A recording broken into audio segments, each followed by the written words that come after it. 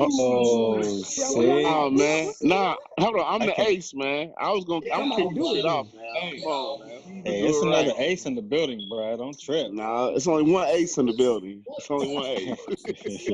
Hey, that's why I said that we don't need to be telling like how many people was on the line or none of that. You just say what your number is and what the line name is. Hey, I'm Mr. Ace Deuce.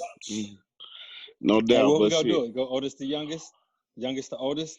We need to do it in height. Like who, if we was all lined up, who would be saying it? The smallest. Well, Fees.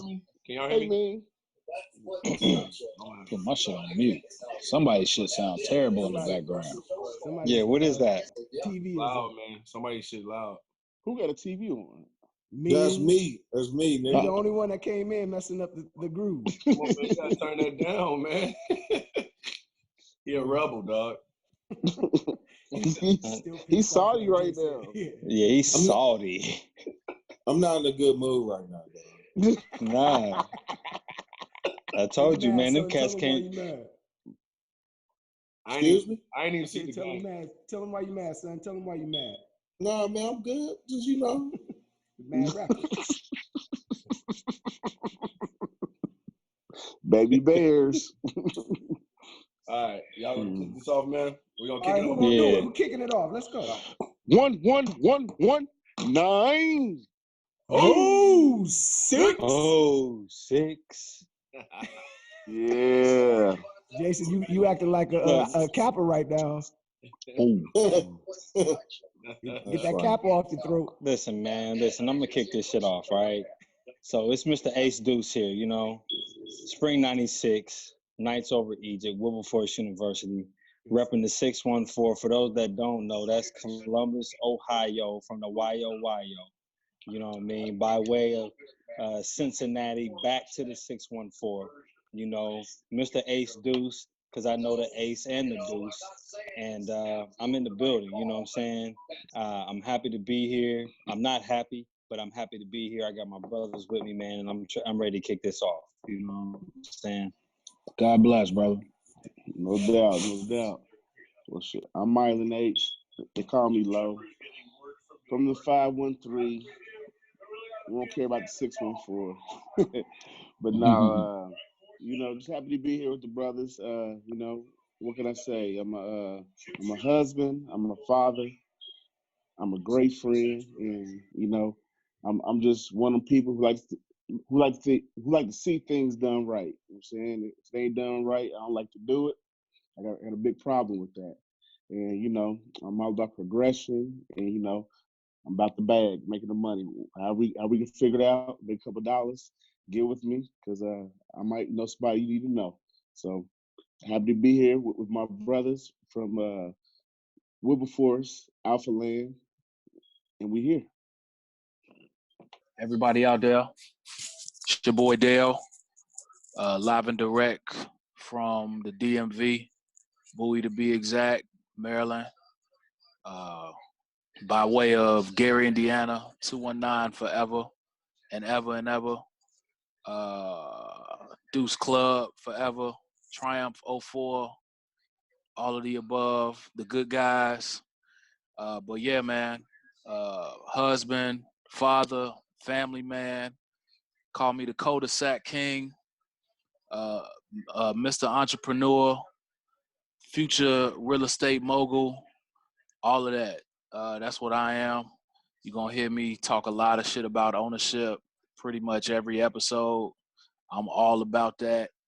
I think that's the key to our freedom. I preach that all day, every day, probably to my dying day. I'm all about that. So I'm here to talk shit with my brothers. It's a good bond here, good bond of brothers here. Glad we all connected, got this thing going. Like I said before, I'm here for the introspective talk, marriage talk, husband, family, all that shit, man. So that's me. I'm here, ready to kick it off with you good brothers. Let's go. Representing the 773, 312, whatever you want to call it. Chicago, for those who don't know. Currently live in D.C. As you can see from behind me, I'm the original super fan. You know what I'm saying, from the South Side. Pledged in 1997, you know, Wilberforce University Z chapter, 4th spot, The Rock, the best spot. My Exodus, no need, you already know what that means. And man, I'm on the line because I just want to converse with brothers, make niggas laugh and shit, you know. I ain't having a good motherfucking week though. You can see my Bears lost today, so surely Brother Lowe and Brother Thornton gonna have a good time with me today. But glad to be here, man. You know what I'm saying? Y'all motherfuckers, man, y'all get on my nerves with all that hate and shit on my Bears, man. So I'm gonna start off like that. It's your boy, Manasseh. They call me Nasty, coming from Youngstown, Ohio, 330 all day long. You already know. Living down here in Miami, loving it because it ain't cold. Just did Halloween outside in 80 degrees. Biting, you feel me? That's where I'm at with it.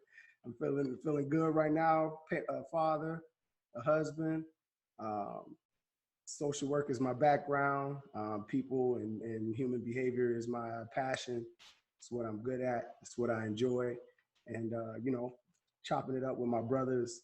We all from the same chapter, all from the same school, but from different walks of life. Even though we all kind of, you know, have some similarities, we all different. And I just love chopping it up with y'all. And even though we're in different places, to be able to come together and do this is just special to me. You know what I'm saying? Just to be able to talk about regular things that regular guys go through, or things that just from our perspective. Everybody has their own viewpoint, and I think that our perspective is just as important, just as poignant as anybody else's. So I definitely would throw any information that I had or any questions that I had to get it from you, get your opinion on it would be, I mean, I got 4 different opinions that's gonna give me what I need at the end of the day. So I appreciate all that from y'all brothers. So it's me, Nasty Naz, the one and only. Holla. It's your boy Geno Brooks. I'm in the building. I'm from the south side of Chicago. Got to be very specific when I talk about the city and where I'm from. Yeah, man, I'm a husband, a father, a creative genius, an entrepreneur, and an innovator. And I'm here to talk all things sports, relationships, Greek, whatever we throwing out. But I'm from Wilberforce University, Mighty Z chapter. You know what I'm talking about? Spring 99, Revelation Genesis. You know what I'm talking about? Yeah, I'm the tail dog. I'm number 8, man. That's what we do. You know what I'm saying? And I'm happy to be here, man. And I'm truly excited. I think what we're about to embark upon is about to change the game, going back to why I call myself Mr. Innovation. You know what I'm talking about? If he Mr. Entrepreneur, I'm Mr. Innovation, Mr. Creative. So let's do this, man. Let's build. And you know, I'm gonna let Nas kick this one off, man. Go ahead, man. Dessert. Well, you know, fellas, it's been a crazy week in sports and all of that. So we need to jump right into that with our first pyramid news, and you know, our pyramid news segment, where we're gonna talk a little bit about what's going on in the sports world. I just want to throw a couple things out there initially. The World Series just ended. You know, with Washington winning the first World Series in history. I just wanted to get you guys out, you know, thoughts on that and the series if you watched it. What stood out to you? What were some of the things that you felt were exciting? Some exciting things that happened during the World Series. Just want to kind of get your thought on that. 2 words: Bryce Harper. That's all I'm gonna say. Listen, y'all can dial in, but listen, all I can say is Bryce Harper. Woo! Yeah. So I want to hear what y'all got to say. I just think that the national, it was their time, man. They had to go. I'm a Cubs fan, and the Cubs always come out every time the Cubs come out here. Go out here to see them, and shit, you know, like the Nationals just been kind of regular. But it was their time, man. Shit, they nobody won a home game. You know what I'm saying? So like, you know, like they answered the call. You know, they seventh inning, I think it was, of that last game, they stepped up. So, you know, that's huge for the city, man. Yeah. I think that the managers did such a great job at like deciding on when to throw those pitchers in and when to hold them out. You know what I'm saying? Like, I thought that was crucial in some of those games. They could have threw those, you know, a couple of the pitchers in, you know, at an earlier time, but they didn't. They just kind of waited to make sure these guys could, you know, wait until the next games, because that's what you need. They ate 3 of them games. They was up 2-0. They ate 3 of them games. Like, we got to keep the system here before we falter. And the system ended up working out in their favor, I think. But check this though. So the question is, who really even watched the World Series? Do we watch that? I mean, like, are we watching hoop right now? I mean, it sounds good. I mean, it's a great World Series. I'm glad DC, you know, it came through with it. But are we even watching that? Man, it's really hoop season now, man. Like football season. Shit, we ain't watching that shit. To be honest with you. In my opinion, I feel like to the soul, to the inner part of my soul, I'm a baseball head. I'm a baseball fan, and I love baseball. The regular season, I might catch a game if I'm at home and it's on. It's nothing like the World Series, man. And I did watch it. It's nothing like that. And I thought what was key is the fact that this dude, Matt Serger, every inning, Houston had at least 2 men on base, man. They had like 9 men stranded, and he got out of the inning. That was key. You know, and that was big for that city. You know, we know they started off as the Washington Senators. You know, they came over, they left the country, went to be in the Expos, and the great Vlad Guerrero, who never really got his due. You know, he was an awesome player, but that AstroTurf up in Canada did him in, you know, and they didn't get no TV time, so they came back to DC, you know, when he was gone. So it was real good for them to get this win for all those true Senators, Nationals fans that know where that team has gone and has brought it back to the nation's capital. But I just want to give it up to that dude, Max Scherzer, man. I'm telling you, he pitched a hell of a game. He pitched out of some jams. Every inning he had cats on base, and he got out of them jams, and you really wouldn't even know it.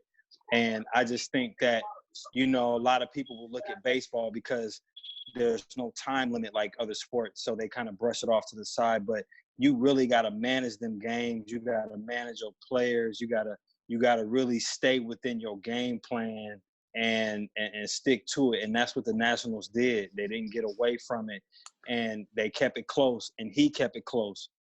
And I thought it was a great World Series because of the fact that Dale said about the no team won at home, but all the road games. That's a testament, man. This is the only sport, man. These cats been playing baseball since April. And if you're a position player, you play every single day. In July and August, you play every day. That's a grind, man. That's a grind. You know what I'm saying?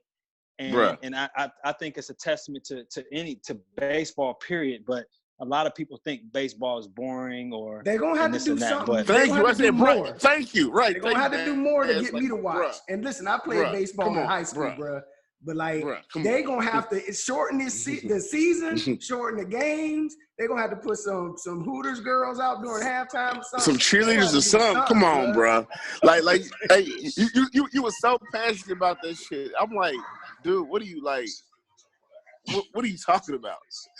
That's fine, but motherfuckers ain't watching that, man. I mean, it's just what it is. Like, listen, what was the I don't know what they call it, ratings or whatever. It was like the Yankees wasn't playing, the Dodgers wasn't playing, the Astros both was watch.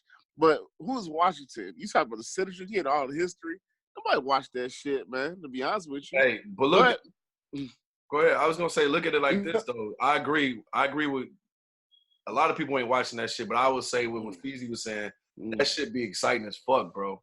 I watched a couple of the innings, a couple of the games. It's not as big because we ain't had one of the major cities, as far as like the top 3 or whatever in it. But what I want to speak to about Washington is, y'all notice how when one town wins something, the rest of the motherfucking town be winning, bro? Anybody picked up on that? Like when we won the Blackhawks one, or the year before that, or whatever, then the Boston Cubs came. Won. It's like now they got the Mystics. Didn't they win it? Didn't they just win it? The Mystics. They got the WNBA title. The Capitals won the year before last. Their hockey team. Yeah. Now the motherfucking major league team ain't won since 27 or 1934. One of them times. Winning is contagious. Hey, dog. Man. Hey, no, quit playing, man. That shit stops there. Because the Wizards ain't winning, the Redskins ain't winning. So look, that's as far as that You contagious. might not get everybody, but you got a couple boy. Yeah. So look. Let me give y'all the real. Look, I think this is what you want to hear. Okay. Make sure you turn your TV down, Dale. I think your TV might be up. Everybody put the TV off, man. So I'm gonna tell y'all something. The Washington Nationals is the Virginia Nationals. Okay, that's number one. So if you notice, you look in the crowd, you can see no black people. That's number one. Number two, DC. Yeah, they won the World Series. I'm happy for them. It was a great series. I'm a former baseball player myself. Great pitching. They had 2 of the best pitchers probably in the major leagues. They was a wild card team. I give you all the history. But when it come down to it, the city where they was vibing off of, it was just the vibe of they was just winning.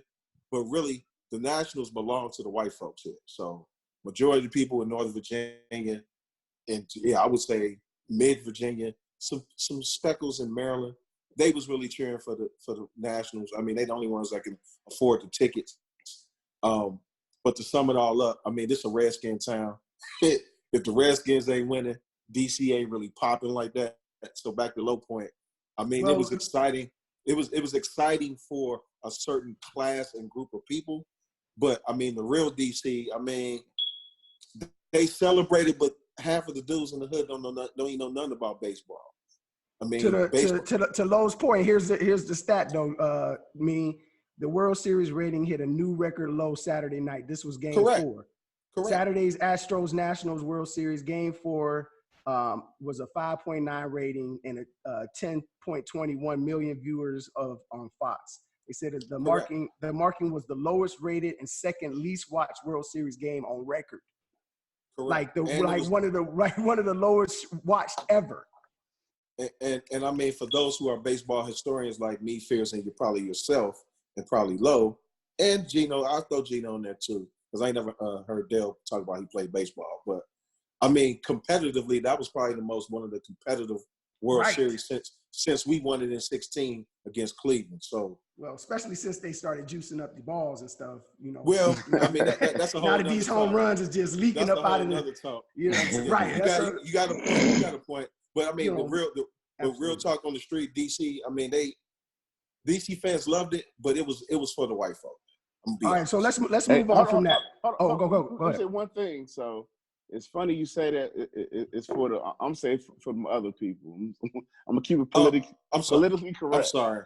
I'm sorry. You know we had All-Star Weekend here at the crib, Cincinnati. Mm-hmm. That ain't for us, bro.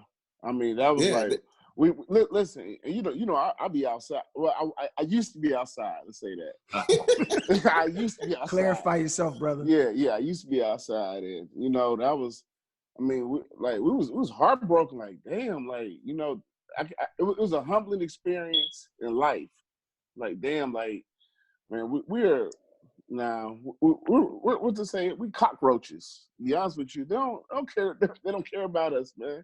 They don't care about us, bro. Look, the DC All-Star game was the same way. I was excited about it, but you go down there to see the festivities. It was terrible, man. Yeah. All right, so we're gonna make the transition from the World Series into what else is going on in Washington right now. I'm gonna call them the Washington football team because I don't like the other derogatory name they're called. And I Washington racial slurs. I think that part of the reason that they've been cursed is because they keep using that name. But I digress. Anyway, Trent Williams, man, how do you guys feel about what happened with his situation? He finally broke his silence after all of this time and discussed what was going on with him, talked about how he felt like the medical staff mistreated or misdiagnosed what he had going on. He obviously has some serious issues going on with cancer, or had some serious issues going on with that. What are your thoughts on what he said and what the Washington football team has done so far with this? Well, it's a perfect example I think of big business. They should have. I don't know. My thing is a biopsy done on that growth on his head, man. You seen it? You said, Jay? No, what I'm saying is I don't think that Washington did their true due diligence from a health perspective to rule out everything, to explore options. They should have 2017. I think that's when it started or when it happened, and they never did that. You know, and I just think that's my opinion. So I mean, I understand where his frustration came from. So check Jig. Hey, Bean, would you say big business? It's big business, baby. Just Straight tell up. him. Go ahead, tell him. Hey, tell him. Listen, tell him. Hey, go ahead, man. Exactly. So I mean, for those who haven't seen Concussion, man, I mean, it's a great movie to watch, brother. It's big business, man. Y'all got to realize, man. Look, the NFL control 1 day a week, just like the church, and they make more money than the church.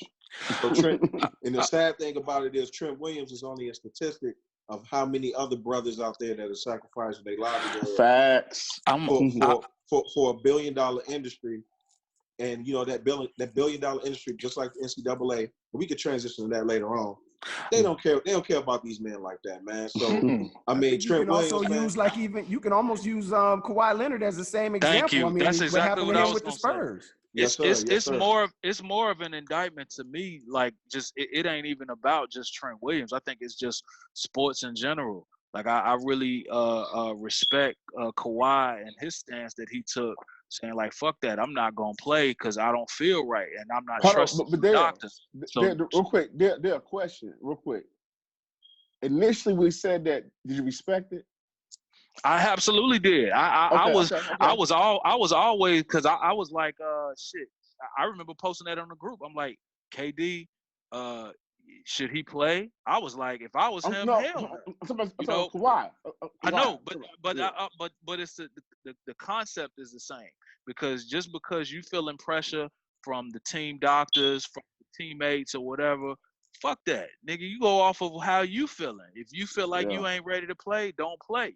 And I feel like it should be a standard now for players not to just consult the team doctors, but to consult their own, like get like a second, third opinion or whatever, because it's all look, it's conflict of interest. You know, can I say something real quick too about that? Can I say something real quick? I mean, I agree with you. I was just kind of breaking down what the background was on the situation. I mean, I agree too. There was 2 instances today in the NFL. You know, these players get pressure. I'm gonna give you one example. Deshaun Jackson. This dude been out with an abdominal strain. He said it was painful. He was hurting. You know the team, because even on all the shows, all these commentators was like, "Man, dang, he's been out for so long." So you can only imagine what the team is doing. He came back in. He ended up leaving the game for an abdominal strain. Adam Thielen for the Vikings. He had a hamstring pull. You know what I'm saying? They said he practiced. Did he miss practice? You know, the team was like, "Adam, we need you, blah, blah, blah, blah, blah." He started. He ended up leaving the game for what? A hamstring pull. You know, so I agree with that. And these cats get that pressure, man. They succumb. So I give that's why props Mahomes don't need to get. I think those guys don't need to come back too soon. What do y'all think about player management? Like, which is a big deal because we're talking about that. But we do. But listen. It coincides with this conversation only because a lot of the reason why they're doing it is because they talk about the injuries that happen in some of these games. And so they try to give these guys player management. The statistics show that I can get this much wear out of your body before you're going to start breaking down, because the last several years, you played this many games, and out of this many games, you were injured this many times, X, Y, Z. I think that shit sucks for the fans because, like, if I travel, you know, to go see LeBron when he come in town, and then LeBron don't play because they on some player management shit, I'm like, man, what the fuck? You know what I'm saying? If he feel like he tired, he might pull a hamstring, then maybe. Yeah. I mean, that's why I said it sucks for the fans. I get it, but from a fan perspective, that shit sucks. Then Robert, if you know what I'm saying, you know, piggybacking off of what you said, you come to town, it ain't, you know, a lot of these parents are taking their kids. Right. The kids be the ones that be wanting to see LeBron. They be wanting to see Kawhi. You know what I mean? So that's the other part to it. You know what I mean? But hold on. Okay, so G, let me ask you this. Yeah.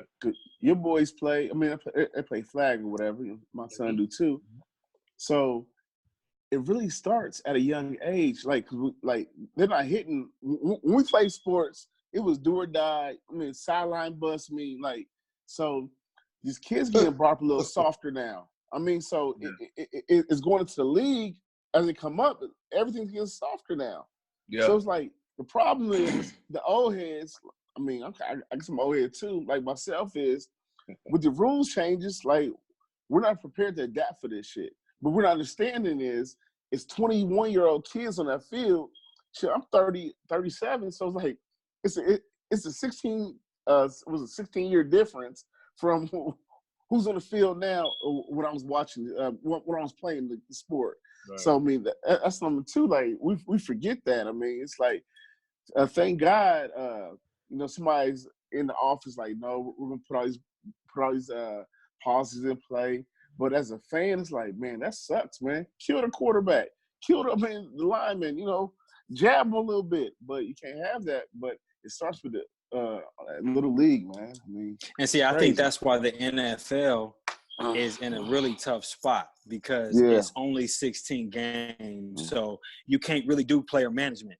Every game is key. Every single game is key. The league. They need to shorten the year. They don't need to extend it. Nas, they're not doing that. Oh, they're not doing it. But I'm just saying they need to, though. But for those who watch Ballers, that's why I commend Rock bringing it up. Yep. Man, I'm trying to tell y'all, man, this season and finale of Ballers was gangster because they talking about.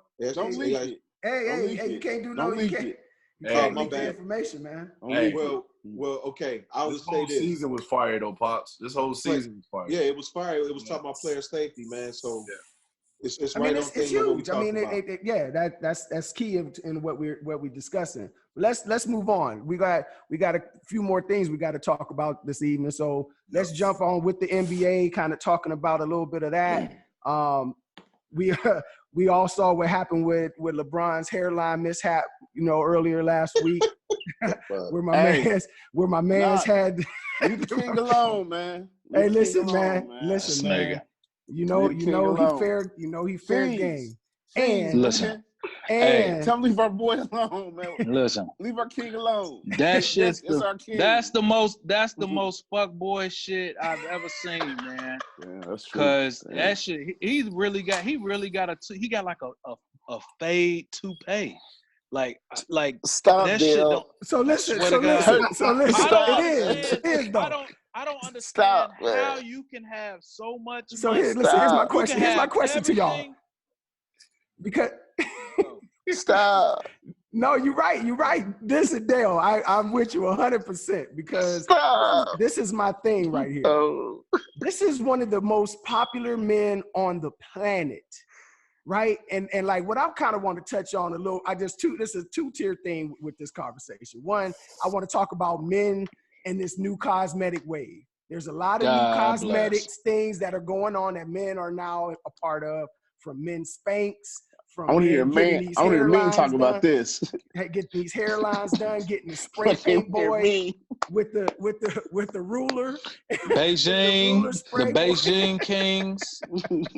It's a lot of stuff. But hold on. This is one of the things that I also want to talk about too, is just the fact that LeBron James, as being one of the most popular people on the planet, is still that insecure about his hair that he is willing to do this stuff all the That's time, knowing real. that That's everybody deeper. is Yeah. watching him and everybody's peeping it. It is a very That's strange deeper. dynamic.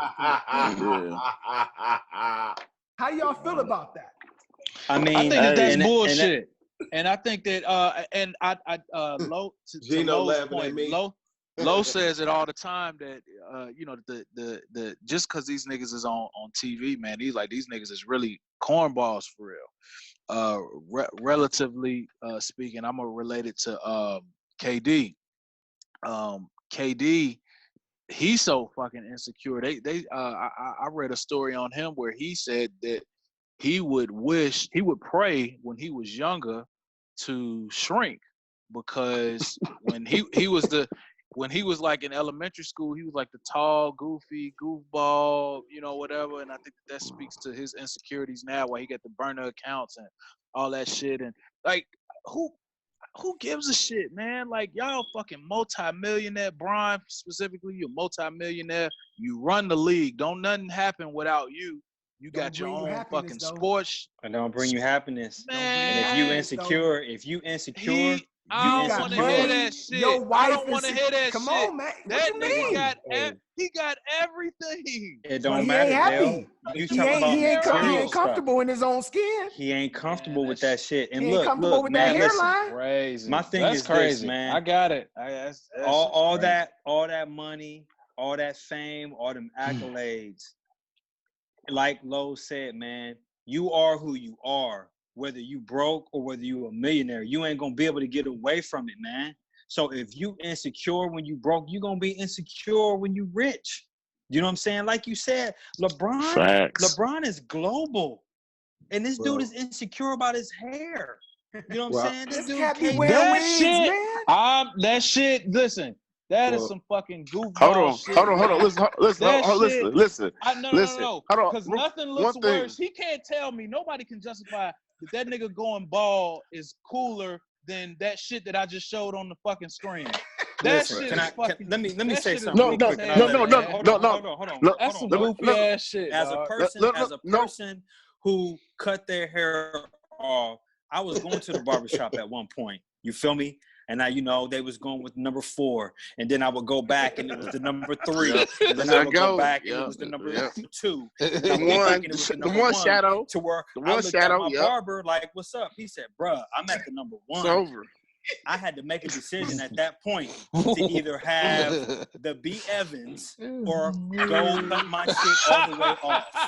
Why you gotta bring my sins in this, man? I'm just saying. Come on, man. You ain't gotta bring my sins. Hold on. My point is, I went bald, and to me, that's why a lot of black men go bald, bruh. We not doing the rooftop like the George Jefferson, man. We not doing that no more, man. I'm cutting mine off. LeBron, you'll still be accepted, bruh. Cut it off, man. Okay. Check dig. So, okay. First off, we ain't gonna say LeBron all insecure, all this stuff. I mean, LeBron's certified. I mean, I heard stories about LeBron. You know what I mean? He's, y'all have seen the TV stuff, but I'd have heard the real dirt. LeBron's certified, so I don't know what happened. He can be certified. Hold on. Wait a minute. I don't know what happened. We moved to Miami and moved to LA. I mean, somebody got in his ear and fucked his life up. But yeah, his shit terrible. Dwayne Cut Wade. Shit off, nigga. Yeah. Dwayne Wade got into it. Brian, if you listen to this, dog, you're multi-millionaire. Oh, hold on. Hey, you got a beautiful wife. How about D-Wade? Cut that shit off, man. Let Ohio niggas be Ohio niggas. Don't try to add no motherfucking Illinois to that, bro. Yeah, we certified. Lo made a good point. You gotta go down there to Miami, and all of a sudden, fuck his life showing up, his man. ankles. He's showing his ankles. This is a quick sidebar question. Who's the first nigga to make bald heads cool? Jordan was the first nigga to make bald heads cool? I mean, for our generation. For black people. No, for our generation. Nah, Damon Wayans was rocking that shit for a long time ago. No, Jordan. Damon Wayans he didn't have the impact that Jordan had. Our generation, nigga. Wait, listen. Why did he start shaving his head? Jordan shifted the culture, dog. They used to call him the bald head nut. They called him the bald head nut.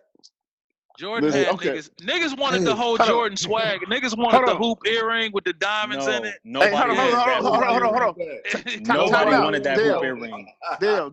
All right, Nobody wanted that. after Hold Lo's on. statement, let Lo Hold make on. a statement, and we're gonna Listen. move on to the next.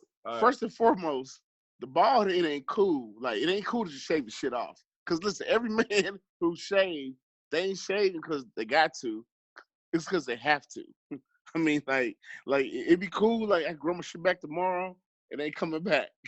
But so Jordan, he must be Talk special. your shit, something. G. I see you, bro. Right, Yeah. G, the only cat on here with all that head. Hey, I gotta look. I ain't, I'm Man. making so it. Hey, keep going, Nas. All right, so Keep let going, me. Nas. All right, so real quick, let's just go through everybody. Let me ask you, with the new, with this new men's hair trend, we got all kind of stuff. I told you about the men's spanks. Men are wearing these spanks like women wear spanks to tuck their gut in. These dudes are. Hey, these dudes? Listen, They in the gym, dog. They spray painting their heads. They wearing these wigs. Even LeBron wearing a wig. So, which one of y'all is doing some of this new men's cosmetic trend? Which one of y'all is spray painting your beard, spray painting your head? All natural, baby. Anybody? Natural, Would anybody? 100%. Let me also ask you this: would anybody get For what? Would anybody get cosmetic surgery to change the way that you look? I'm lit. Never. Body or anything? Never. I'm lit. Never. I got a question. Let's specify that for the two cats that's completely bald. You mean to tell me y'all had that bread? Y'all wouldn't research y'all whole situation? Okay, listen. G, well, let me go, Fees. You know what's crazy, G? Be honest with you. Yeah. I could never grow a beard when I had hair for whatever reason. I don't know. Like, I had a chin strap. I get it lined up like it was weird. And it was weird. Your hair had to grow down into your face. Yeah, see what I'm saying? So no. All right. Hey, my beard, listen, so my old age, listen, I ain't changing nothing. I'm good. Go ahead. I mean, for me, it was my hair got thin. I mean, it runs in my family. All the men on my mom's side, they got that thin hair, and I wasn't rocking the George Jefferson. So it was inevitable for me. So the thing is, I miss my hair, but I like being bald. I like it. And so What age did your shit start thinning? At what age did you chop it all off? Probably like I was in my late 20s. I've been bald since my late 20s, man. But what made me confident to do it, what made me confident to do it was when I was online and I shaved my head and I was like, oh man, this don't look that bad. And I had other people telling me like, hey man, you know what I'm saying? Your shit look all right like that. I said, okay. So I grew my hair back, of course, then, but it gave me the confidence to be able to cut my hair off. And most black men will rock a bald head more so than the white guy would. Fees, you're so special. No, this right here, this ain't no pen, this ain't no marker. This is all me, 100%. So I wouldn't use anything, no cosmetic, spray paint. I work in a casino and I see these cats, bro. Hold on, Dale. These cats be using mascara pens and everything, bro. I'm telling you, man. Fees. If you cut your shit in your early 20s and you was like cool with it, you are special. I struggled for at least a good 5 years. My hairline, my nigga Art was like, bro, it's time to come on to the dark side, man. Come on, I'm with you, Lo. I'm with you. Mine's fading on the ends. You get the one shadow. I was there. I wish I had that. You get the one shadow. I know where you at. I cut my stuff because I'm preparing myself for the inevitable. So every week I cut my shit bald, and then I let it grow out and get that real quick Kobe Bryant line. Got my real faint, just so I can let it go. Before we move on, let me just ask y'all one question before we move on. I hope y'all know the only reason I ain't standing up because I ain't losing my hair. Shit. So I'm just letting y'all niggas talk. One question, because I'm sure we all got that one friend that you want to be like, or you already have like, bruh, just cut it off. Because to me, it looks worse when you try to hold on to it than to just cut it off, man. There. And I wasn't trying to climb. Hey, G, I wasn't trying to clown BF, but BF got thin hair. He got that thin hair, and bruh, cut it off, man. And he has eventually, but there was a period in time where he didn't, and it looked worse. So it's like, dude, cut it off. You know what I'm saying? I'm with you. When your I'm hairline, just saying, when your hairline goes from here to here, yeah. You know what I'm saying? It's time to cut it off, man. Stephen A. Smith, if you listening, cut that shit off, dog.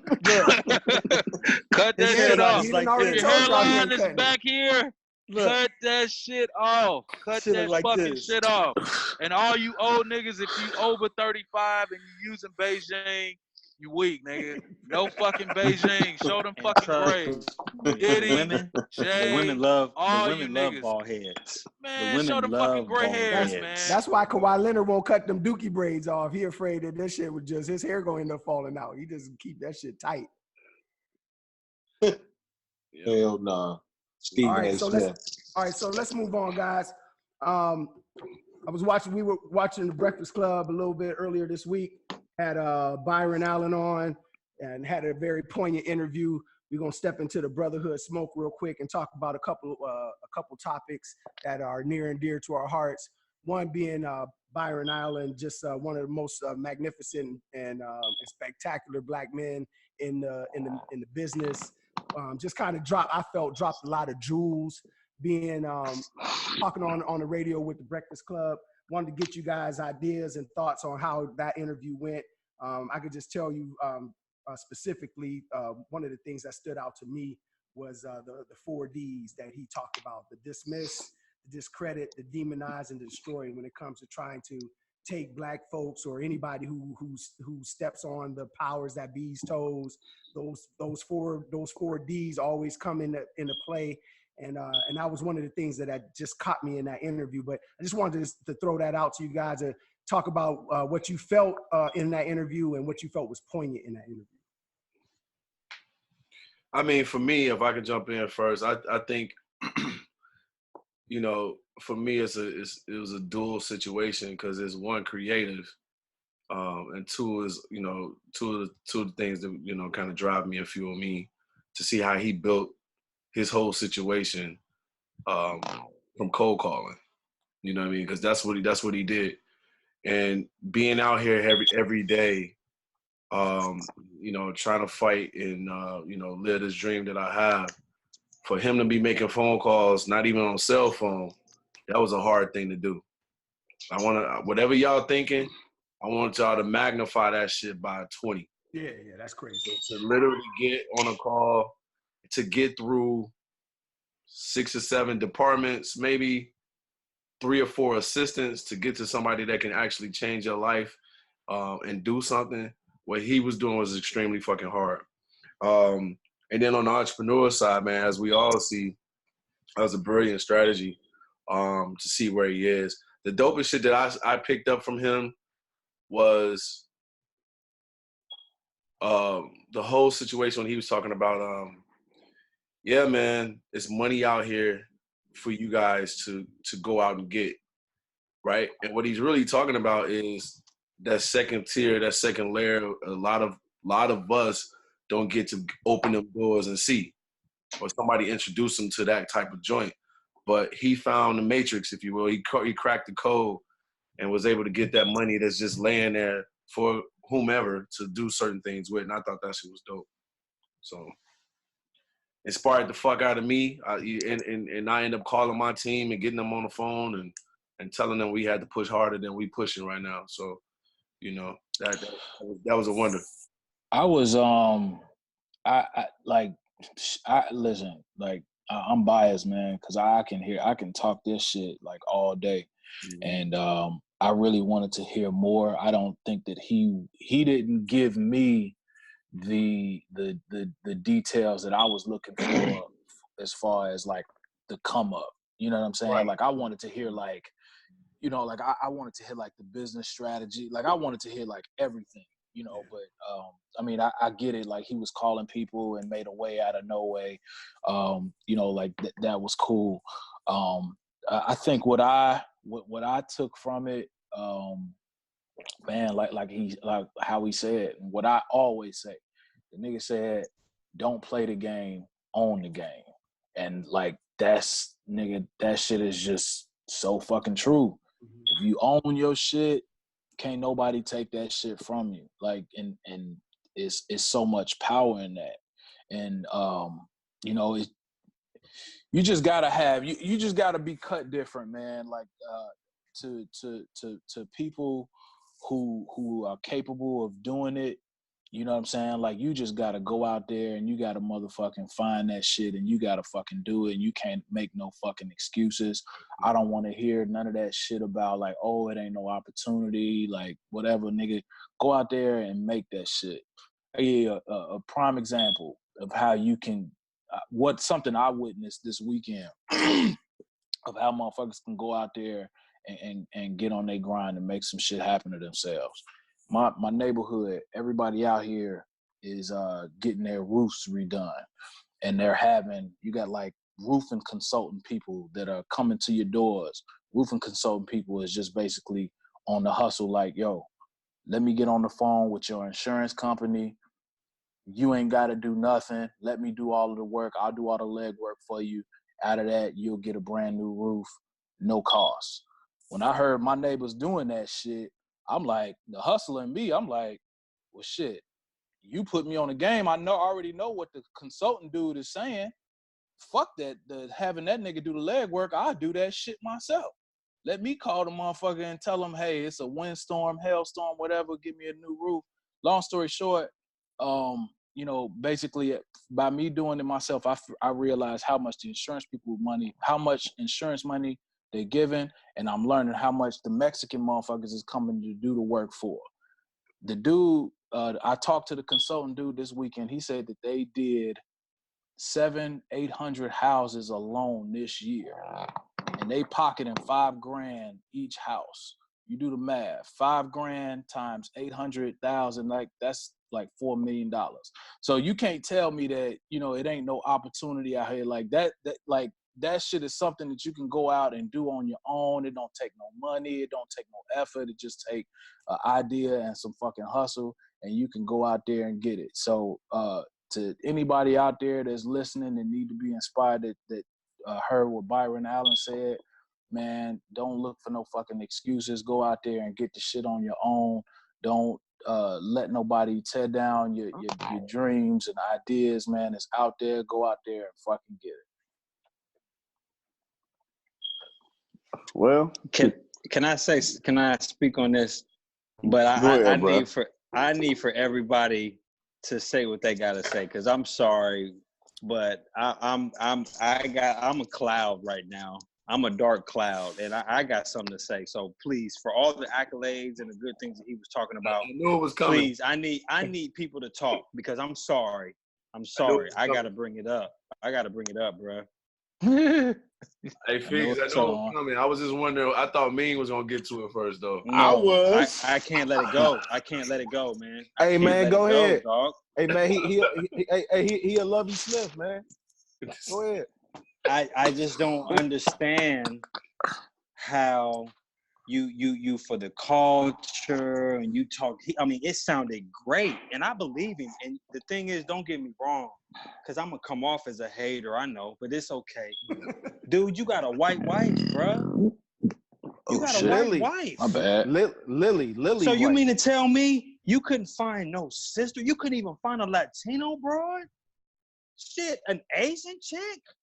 You got a white chick, and did you see her? She's white. She's a white chick. Lovey Smith. So it's like, I would want to know what her position is on how her husband, what her backing of her husband is. Like, what does she think? Like, what is her, like, because I'm sorry, but that shit, it discredited me for him for that. It's the reality, but it shouldn't, man, because to me, like I said, you with a white woman or whatever, but if you giving back for the culture, like what that motherfucker was up there talking about, he was representing us. He was saying like, yo, I'm doing this for black people. You can't, but Dale, you can't deny the fact that if you that staunch of a of a black supporter that you couldn't find another beautiful black goddess that can help you in this process? Hey, listen, like you, I'm all for you. I'm all for you marrying who you fall in love with. I ain't tripping on that. Like that is, I'm not saying that you got to be with your race. All I'm saying is, if you understand the burden of black people the way that he does, if you've experienced that the way that he has, and then you are a proponent and a trumpeter of black movement the way that he is, how is it that you didn't see no black women? Listen, man. You ain't meet one. As long as he ain't up there on some Tiger Woods shit, man. You know what I mean? Like, because Tiger Woods ain't claiming to be black, man. Hey, right, Dale. Can I ask you a question? Can I ask you a question? That's all I'm gonna say. You have two beautiful daughters, right? Yeah. And your plan in life is, you want to be dude, right? Thanks, G. Yeah. Right?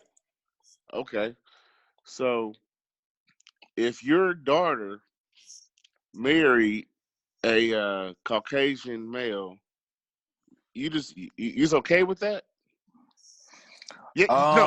I'm going to be. Yes or no? Yes or no? That's all I want. It's conditional. That's not a yes or no answer. I can't. No, yes. If she loves a man, that's what she married. What you mean? No. Yes or no? What do you mean? Yes or no? Yes or no? It's a difference. It's a difference between marrying somebody outside of your race who ain't about the culture. So, like, if my daughter's married a white dude and he respects the plight of black people and what we've been through, and he ain't trying to like change her or convert her. She married like Eminem's son or something like that. I'm saying, I can't be mad at that.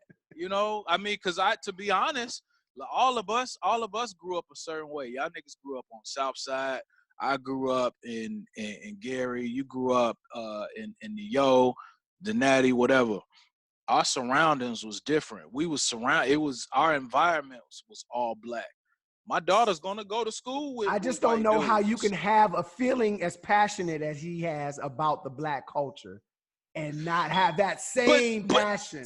Listen, that's how I feel. This is what I'm saying though, man. And I'm not doubting. I'm not trying to be an apologist for none of these niggas that y'all talking about. But don't y'all think that it's something to these motherfuckers who woke and all they wives is white?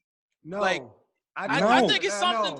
I think it's something to it, man. What's to it? I don't know. I don't know. Man. I'm talking about is somebody what you're doing. It's low maintenance. What you basically saying is what's to it is some type of fucking Illuminati. It's like no. I'm just you okaying it. You okaying it. No, I'm not okaying it. Nah, G.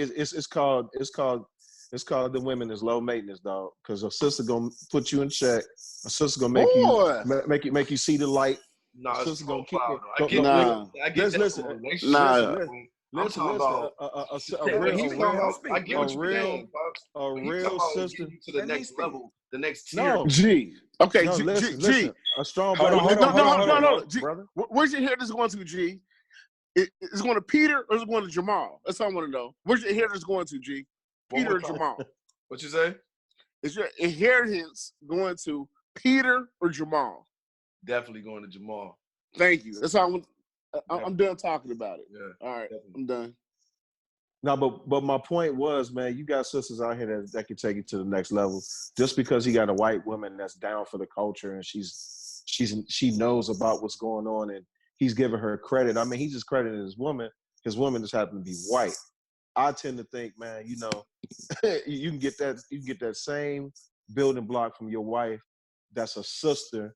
Like, I want to put Geno on the spot. I mean, Geno's empire that he building with a black woman. He could have went to Hollywood and said, you know what? I'm gonna go meet me one of these Beckys. but he didn't. You see what I'm saying? So, and see, I think about it deeper than that. I think about her parents and her grandparents and their mindset. Like, where are they from? What are they thinking about? That's what I'm saying. Jamal and Peter. It ain't just her. I'm thinking about when he went to her grandpa's house. How was he looking at them? Thank you. Right. Peter and Jamal. All of us. They're just open hearted, but they crazy, boy. I can't wait to be on that couch when Peter pop up. Listen, we back on. We back on. I got a question. Jamal. We back on. Let me ask you. All right. Let me pick back up. Let me pick back up where I left off at. All of us. Hold on, Dad. Hold on, Dad. I gotta ask you a question though. If my little niece come home with Peter, thank you, and Jimmy, and Tom, Uncle Mean gonna have a problem. It's a problem, right? It's a problem, man. Listen. I'm just be honest with y'all. Y'all need to be making y'all mind up that that's a strong possibility now, right? Because all of us have elevated. Facts. Ain't none of us in the inner city no more. Ain't none of us going to all black institutions. Listen, you better than everybody. That's fine. I came with Keisha. No. I got Keisha upstairs, nigga. Mylo, who your son gonna be going to school with? Listen. Who your son gonna be going to school with? Nash, who your kids gonna be going to school with? Dale has a point. Only because, like, so when I was in Michigan, the schools that my sons were going to, they were one of the very few black kids that went to that school. Now that I'm in Miami, he going to school with Cuban, from Cuba, people from whatever. But it starts at home. It starts at home. Fees. So wait a minute. So I'm absolutely going to be preaching. My children are going to be pro-black. They're going to know that through and through. I've gone to all black institutions from elementary school all the way through to fucking Wilberforce. All I've known is black. So if it's a different ball game, if your kids don't grow up, they're not going to have the same experiences that we had. Oh, you know that's fine. The kids, that's just what it is. That's not an indictment on me. I'm gonna do my part as a father. They're gonna let me know when I can chime in. Let me know when I can chime in. This is my final point. They're gonna know what it's like. They're gonna appreciate to be black, but their experiences is not gonna be the same as ours. They're gonna go. Their experience is gonna be diverse schools. Diverse, like their whole surroundings, their peers is going to be way more diverse. There's nothing that you can do about that. Okay, can I chime in? Go. All right, listen, man. And I told y'all guys this. I mean, when everybody, but listen, and that's fine. You know, that's what to do. But nigga, you getting cut out. Listen, no soup for you. Oh, boy. Listen.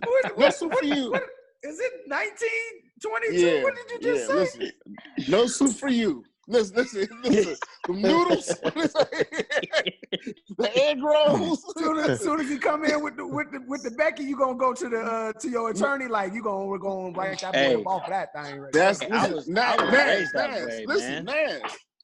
I want G to chime in on this too, because G, you stepped away. The point that I was making was that our kids. Hold on. I understand the point he was making, Dale, wholeheartedly.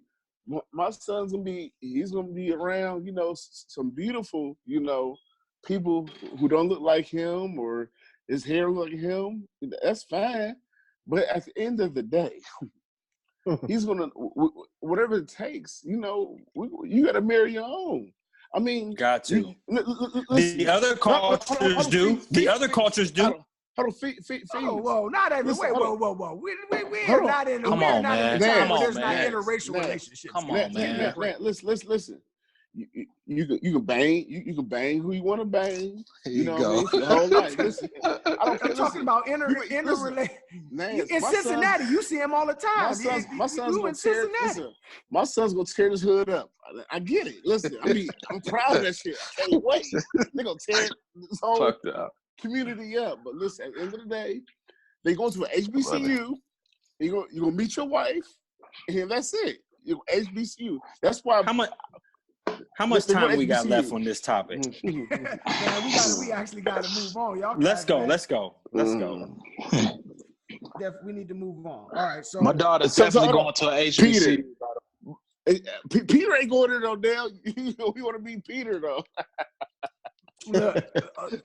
So new day, man. It's a new day. Hey, Lo. You just make sure that we keep this file for when Lo come in with that. That's fine. Lock and load that motherfucker. He said he cut out. He cut out. That's fine. All right.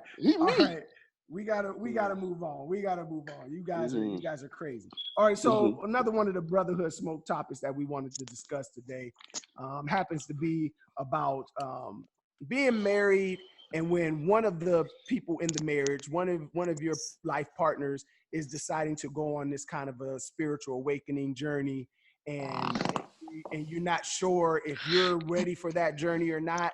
And so we want to talk a little bit about that. Like, what is Can I give the backstory? Let me give the backstory on this, because I brought up this topic. The backstory on this is relative to Kanye, and we all know what Kanye is doing: Sunday service, Jesus is King, yada yada yada. But I thought it was interesting. I saw a piece like on TMZ or something. Hey man, who's humming? I thought it was interesting. He told his wife, he was like, yo, can you chill on the provocative posts, the news, whatever, I'm going down this spiritual journey.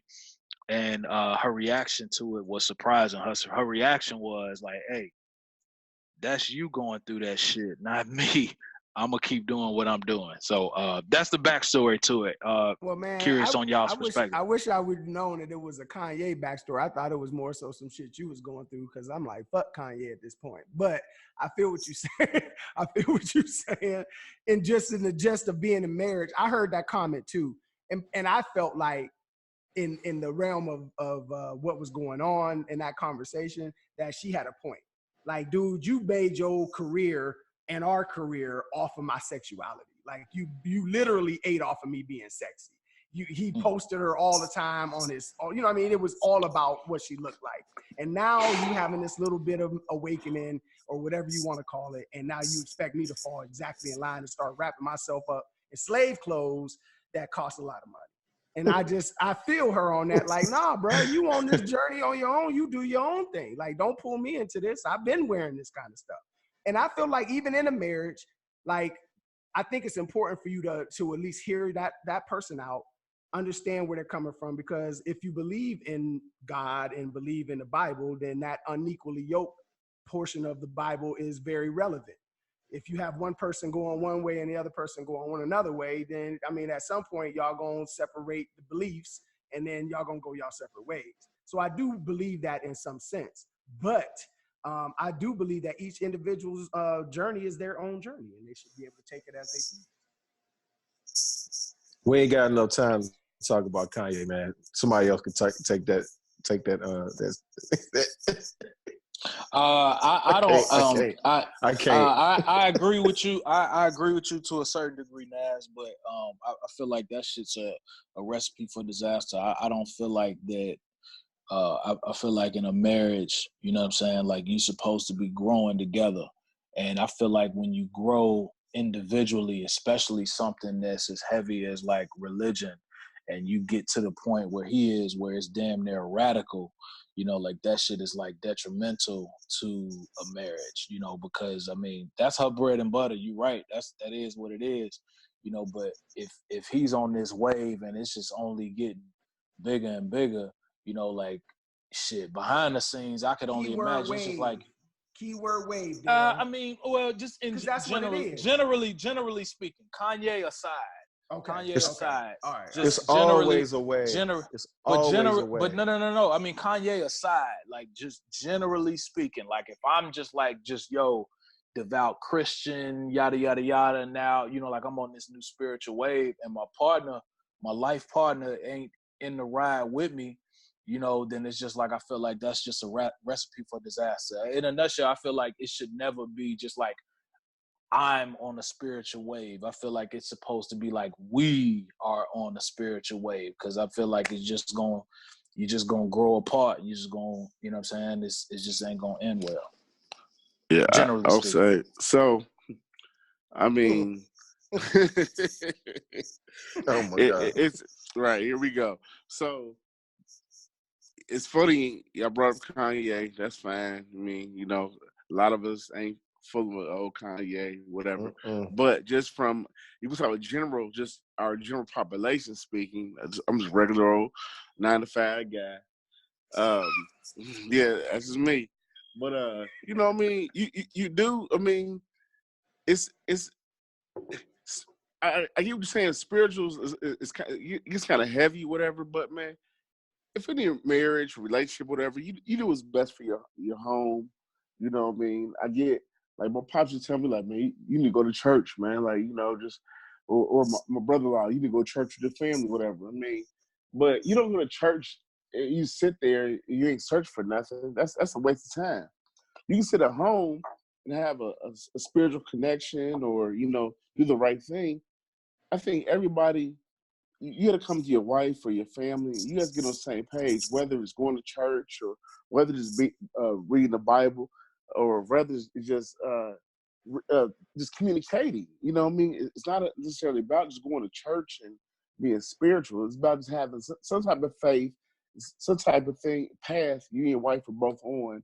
You guys both accept and appreciate at the end of the day. So that's just me. But that sounds like that you know, like there's a connection and that you're growing together. Right, you know yeah, just something. Yeah, just something. But yeah, so yeah, but that's just is, that's my overall point. My overall point is, you know, it seems like it's just an individual growth. It's not like because the spiritual journey is an individual. Even though you want to take that path with the person and you want to grow together, if a spiritual, anything that you're dealing with, if you believe in the Most High or you believe in something higher than yourself, is an individual connection relationship. Now you hope that so Mike, let me ask you this. So like, what if your wife or your spouse converted to Islam or something? And your wife came home and was like, look, man, I've been doing this research. I believe in this. I'm going to start wrapping myself up. This is the road I want to go, and I want you to walk with me during this. Are you going to convert to Islam as well? Realistically, I don't feel like my wife would just come home one day and be like, boom, Islam is on the table. I feel like over a period of time, it'd be like, yo, I read this about Islam. Check it out with me. And then the next day, it's like, damn, I picked up the Quran, and you know, let's read the Quran together. So that's what I'm saying. Just like it's just a process, and over time. But I'm asking you, if that process, she wants to convert. Yeah, but throughout the process, if we're reading it and going through it together, then I'm like, yeah, you know, I'm feeling it, and this and that, and yeah, I mean, like, you know, it's a journey, and that's my point. Like, because you don't just get to a certain point spiritually overnight. It's a journey, right. And I feel like you take your spouse along with that journey along the way, and she agrees with you, and you all connect on it, and over time, and when you officially announce that you're gonna do this or that, y'all on the same page, you know, because you know that's just. With anything, personally, that's just me. I mean, I can't speak to nobody else. Dale, that's Dale, just me. You're right, Dale. That's with anything in a marriage. Like I can go home, come home tomorrow and say, you know what, we're gonna take all our finances, and we're gonna go put it all into Enron. You know what I mean? Like shit. Right. Well, let's put 1,000 in that shit. Right. With the flops. Right. I mean, that's what anything happens in a marriage, especially religion. Like me personally, my wife is a daughter of a pastor of a church, and so it's like it's kind of deeper. But she's never once. I really belong to another church. She never once said, "No, you need to join this church," and yada yada yada. You'll be here. Listen. I don't have to go to church. I don't have to go to my church. I mean. My boys, I mean, it's going to go to church with her just because that's how we all brought up. We don't press that, but I feel it's important that it's some type of spiritual connection you got to have with your spouse and your family at the end of the day. Whether it is, Allah, Buddha, whoever else. Because to me, it's only one God. I've always said this, and we just praise him all different type of ways. There's only one higher power. I mean, that's it. You can't be 10 different gods and, well, I'm praising this way, praise this way. It's only one God, and it's a lot of denominations, but, you know, you choose how you praise him at the end of the day, and, you know, that's just what it is. So however y'all choose to do it, but it's what it is. I can imagine that it would have, I think that everybody, again, everybody's different. Me and my wife don't go to church. I've put my hands up with Christianity, and I've denounced that because I believe in that straddling the fence thing. I think sometimes in life you got to make a fucking decision. And my decision was, I don't believe in this shit, and this is just how I go. And I come from that very spiritual background, like your wife said. Lo, you said your wife has a father who's a pastor. My mother is a pastor. My grandfather was a pastor. Both of my grandfathers was pastors. And I heard that chicken sandwich ain't that good. But you know what I'm saying? I don't always believe. I came up in a spiritual background. My wife did too, in a going to church. But I don't believe that you have to have that to be able to be a good person. I don't believe that you have to subscribe to certain things to understand that you shouldn't hurt people, that you shouldn't just, you know, go out and fuck around and beat people to death and do all these kinds of stealing from people. I don't think that you have to subscribe to the spirit, to that portion of religion and stuff to know those things in life. And for me, me and my wife have we don't go to church. And even though I have all of this background, my kids don't go to church. My kids went to vacation Bible school 2 years ago with my sister, and they came back and was like, I ain't never been in no school like that in my life. Like that was the worst place I've ever been to in my life. Came back with all kinds of questions. I went to vacation Bible school my whole life, like my whole upbringing. Every summer I was in vacation Bible school. They couldn't understand it. What was they screaming about? What was they hollering about? I was like, I don't know, man. Right. That's weird. Word. Yeah. God bless, man. God bless you, brother. I know, man. I'm sorry. I know. I know. I'm amongst believers, and I know it's hard to sometimes, even for Black people, to even hear another Black person say that they not like a Christian. And it was a long time for me to have to come to that realization. But I believe if you are a Christian or you are on a spiritual journey, I believe that you have to take that journey on your own. You try to incorporate your spouse into what you're doing as anything else, but you can't expect that person to take the strides that you take in that journey, because you were called. You were called specifically. I hear what you're saying. I disagree, because I just feel like you know, along that process, along that journey, you're supposed to be taking your spouse with you from day one. From day one, when that shit first, when you read something or you have a conversation with somebody, whatever, you know, you're supposed to share that shit with your spouse. And this is just how I run my marriage, my household. You know what I'm saying? Like I want to share that shit with my wife. Baby, this is what I heard. What you think about it? Damn. Oh yeah, that is deep. Yeah, I agree with that. All right. Well, now I'm about to read this. You should read it with me. But that's just me. So I mean, this, you know, it's not exclusive. I mean, it could be just exclusive to my house and not really be applied to everybody else's. No, I feel that. You know. Next topic. What's next topic? Next topic. Next topic. Now we this is another one that Dale wanted to hit on real quick. This is the last topic of the Brotherhood Smoke. Will be marrying for security. Dale, give us a little background on how you wanted to address this issue real quick. Absolutely. So I've been and one day me and Geno gonna debate on here about the T.I. versus Joe Budden, but this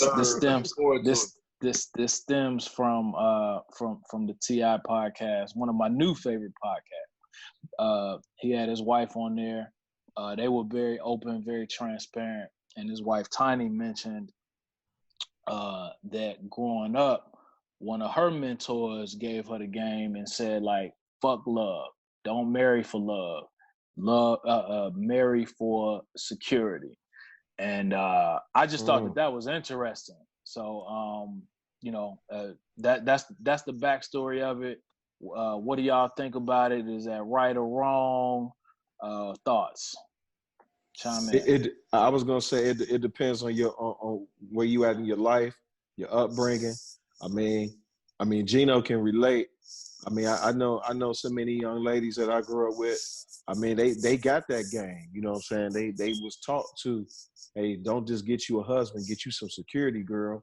You know what I'm saying? And back in the day, you know what I'm saying, even if the type of dude that you were or what what you plan to be, I mean, women was attracted to that. Where I came from, it was always about the athletes, right?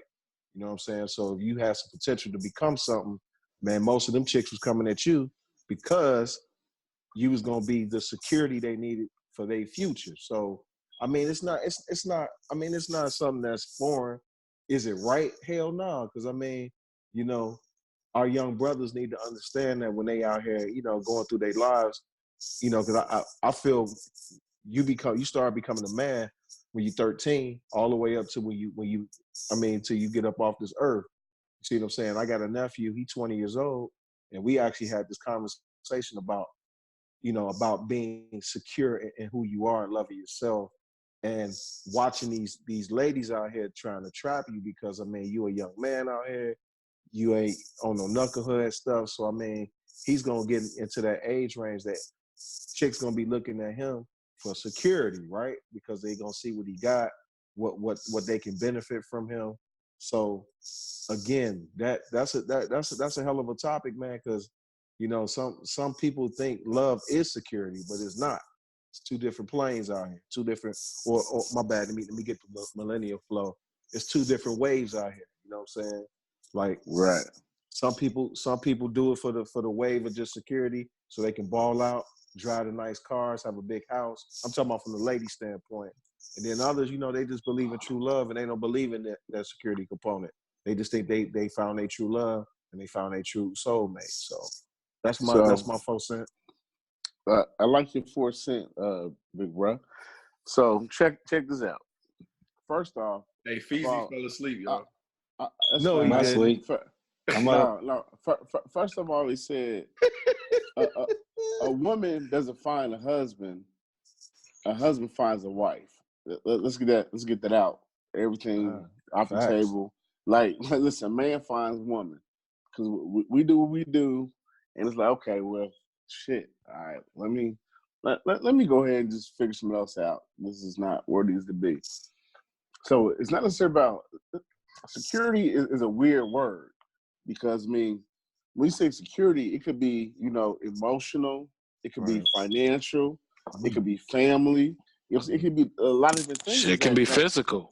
Physical, yeah. It could be a lot of different things. So, I mean, I don't know. I think that's I kind of want to throw that out because, like, physical. I mean, security can be a lot of different. So, I believe when you choose a woman, you want everything we just talked about. You know what I mean? Like all them things in the one. Like, I mean, is that a bad thing? That's who you want your wife to be. I mean, I agree with it. Hold on. We're all, I mean, decent looking. I mean, well, diverse men or whatnot. We can go down the street and see Keisha, go around the block and see Joanne. You know, well, some of us can see Joanne. She's kind of bigger, but I'm saying, at the end of the day, we like a wife. You know, you know what you want in there. I mean, so it's like a woman has a list, a man has a list, but when you get to a certain age, like, you know, that list doesn't matter. It's like, this is woman what make me better. That's the end of the day. Like, you know, we're all ambitious, and we want to do this. I mean, is this woman gonna help me achieve my goals? Can I help her get where she wants to go? Are we gonna have some beautiful babies together? Like, is her family like my family? You know, or she doesn't have a family? Can she adapt to my family? Is she get along with my mother or my sister or whatever? I mean, she's different. Security, I mean, it can be a lot of different things. So everybody marries for security. However you want to say it or not. Everybody marries for security. Yeah, that's what it is. I mean, that's what it is. I mean, like, do you go to Wendy's and find your wife? No, you trying to go somewhere where the chick got a job, she got a, you know, she got a car, she got aspirations to be something, she want to open her own business. I mean, all of that is, you know what I'm saying? All of that is just like finding the right, you talk about, you know, being unequally yoked. Like, nobody's trying to be that way. You know what I'm saying? But you also got in this new generation, a lot of women. I'm fucking perfect example of that. Like, my wife is the breadwinner. My wife is the doctor. I had to fall back on my career. You know what I'm saying? Because my career wasn't going to make, you know, the ends meet when it came to what we got going on. And so, like, you know, there's some things as far as security that, like, I agree with Lo. Like, security could be anything. It could be like the woman needs security for, she ain't had no daddy, she ain't had nobody to be there for her, and now you the daddy, the husband, the brother, the every man in her life. Yeah. I don't think that security. I don't think that nobody is disputing that security should be a component. I think that the chick was saying that security is like it and only it, and that's bullshit. No, you know what I'm saying?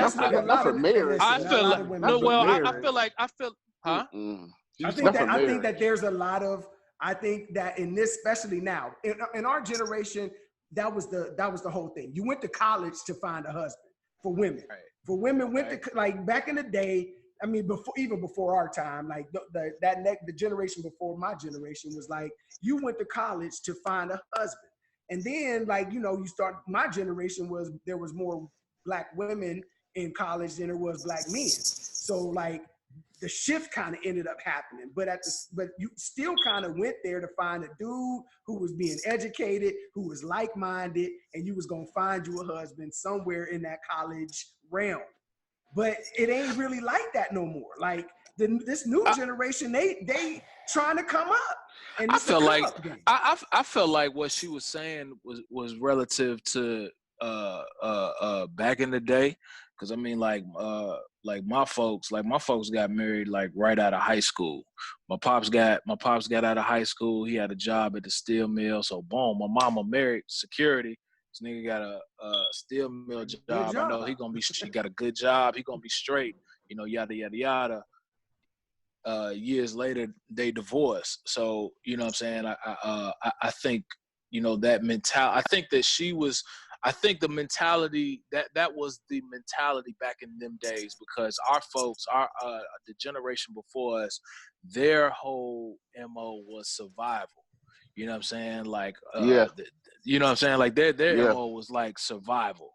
You know what I'm saying? Shit, my parents, they told me, hey, nigga, go to college, figure it out. I can't tell you what to study. I can't tell you how to move around in college. I just know I slaved in the steel mill all these years. You got to go and figure it out. So I feel like with that mentality of just survival, it's like, hell yeah, I'm going to marry for security. But now fast forward to modern times, like now. Black women empowerment is now. Now look at drop, Dale. It wasn't like Black women wasn't empowered like they are now. You know what I mean? Hell no, they wasn't. That's what I'm saying. They wasn't. Like, now I get it. Back then it was just right. It was security. Like, you know, you got to go for the bag. You know what I'm saying? Y'all young, y'all high school. Johnny. I'm young. I got kids. Yeah, right. So, but now it's a whole different. It's a different ball game. I mean, right now security is a part of the game, but I don't feel like that should be the end all. But, you know, but people do that nowadays. Yeah, I'm sure. But I think it was more prominent back in the days then. But for now, nah, that shouldn't be it. Everybody needs security, fellas. Everybody needs Hell security. Yeah, you do. Hey, Lo. Yo. Don't change it to Johnny. Keep it as Peter. It is. Peter Pumpkin Eater. That's what I wanted. That fucking Halloween costume, bro. I still think about that Halloween costume, bro. AG, that's gonna be Dale's son-in-law, Peter. I can't wait. Hey, listen, man, you keep talking that shit, boy. You gonna find yourself. Don't in a even put that shit. Hey, right, nigga. Nah, don't say nothing to him, Dale. Lo gonna find himself in a situation. You put that shit in the universe, nigga. You gonna fuck around. Naz, I call you off wax to tell you what my mama told me. These niggas heard this shit before. The shit real over here. Hey, listen, man, it's real over here. My wife done already had these conversations. Like, go ahead if you want to. Listen, call me, bro. Hey, it's been still like, we don't do that, bro. You be cut out. Listen. He'd be like, but what about our neighbor? They're so nice, and you always invite them over, Dad. I don't understand. Hey, I go, my neighbor, my guy across the street, we party all the time. Nah. Edit this, G. Listen.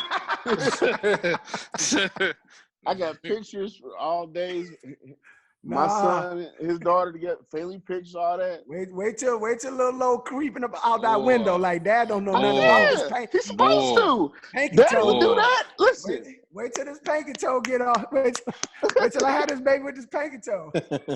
That's fine. Listen, that's fine. But listen, Hey, we go down the aisle. Listen, Keisha better be coming out that, popping out that box. Hey. I mean, we finished the section of Brotherhood Smoke. Now, this is just the last little. We got to pass it around the tune. We ain't got a lot of time. We got about seven minutes left. We're gonna pass it around the tune. We can everybody just say a little bit of something that they want to. Kick it off, Lo. All right. Well, around the tune. Everybody get like a minute and a half. Yeah. Round the tune. So, y'all might do celebs and all that stuff, but I want to take it to one of our sorors, and who happens to be my mother. So, it's the strongest Black woman I know to this date. She, let me just give you a quick 20 seconds of a backstory. My mother was a widow with 2 kids at 25 years old, and I don't know how she did it. I asked her to this day, like, how did you make it happen for us? And now we're all successful, all her kids. She's very successful herself. I mean, she made a lot of sacrifices. And right now she's going through, she had a knee replacement at 64, 63, I don't know how she is, but I mean, she had a knee replacement, and she's doing a hell of a job with her rehab and eating right, doing what she's supposed to do. And I just want to give a shout out to moms. I mean, one time, because we went to church today, we had dinner today, we had a great day together, with the babies, everything, and like, she's doing what she's supposed to do. And it's like, to this day, she's the strongest Black woman I know on this planet, because being a widow at such a young age with 2 badass kids, I was bad. I ain't gonna lie to you. My sister was bad too. Y'all know she was bad too. We just 2 badass kids. They called us the RZA babies. Honestly, we came up the RZA babies. Nah, we ain't babysitting them. They bad. But shout out to my moms, man. So that's my Bitch Black Gold. Love you, moms. I'm done. That's what's up, Lo. Who next? Jay Feezy. My mood is dampered considerably, but God bless, brother. I just want to say I'm a little let down. I'm old school, and when it comes to marriage, I said those vows for better or for worse, and I took them personally. And regardless of some of the things that I did, I created, I still always thought that for the worse, I took that seriously, that you could still work through, but that wasn't the case. And I don't know where I am with that. And quite honestly, it's been a couple of days where I've actually thought about leaving the chat, because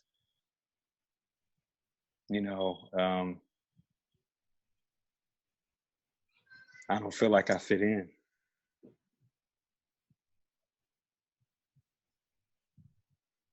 And I'm not trying to get real deep. Let that shit out, dog.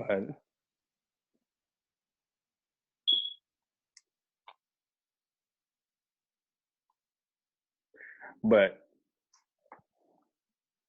it's just like, you gotta, y'all cats, man, you gotta take your marriage seriously, man. Always continue to cultivate that marriage, and continue to date,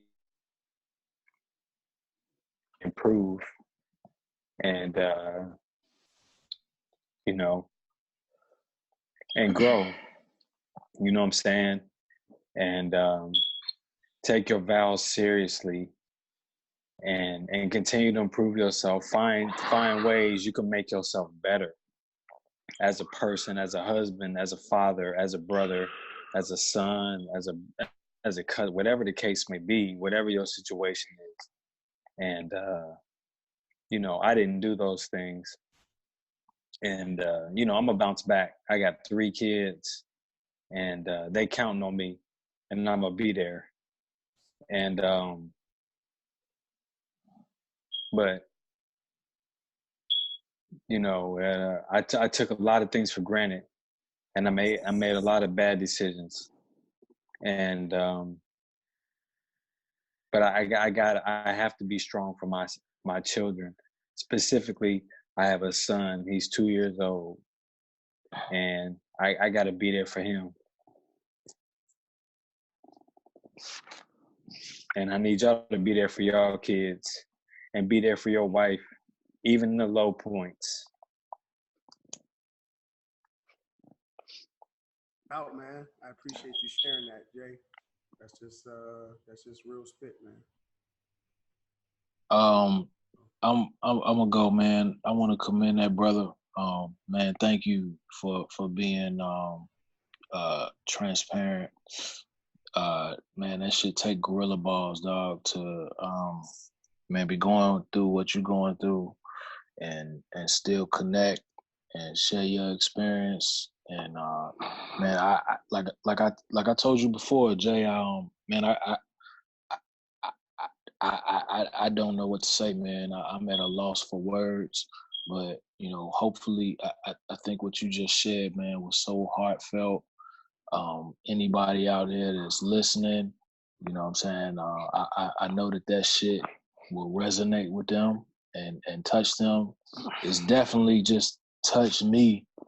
And I can tell you, like, from the bottom of my soul, like, that's my biggest fear is to, you know, just have like my family, like, just go into shambles, like having to have that conversation with my daughters and, you know, just disconnect with my wife, man. Yeah, So like that, like like I feel like vomiting, like it's that bad. So man, that's gorilla balls, dog, for speaking your truth.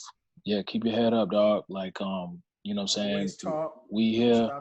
Don't ever feel like you don't feel a part, man. Cause, you know, especially for this group, I feel like this group is so diverse. And even with your experience, man, like it makes us that much more special. You still a part, man. We love you, man. We here, we supporting you, and I appreciate you sharing those words, man. And I've been praying for you. I didn't let you know that, but I've been praying for you, dog. You said that the other day. You've been on my mind every day since you said the separation, whatever was happening, dog. So I'm praying for you. I'm keeping praying for you, and I'm pulling for you. You know what I'm saying? Like, and hopefully, you know, these words and these conversations that we have on this chat will encourage you. You can find some strength and some purpose from the conversation and dialogue that's happening here, man. So God bless you, dog. Man, we love you, man. We riding with you, dog. We ain't got no more time, fellas. We love you.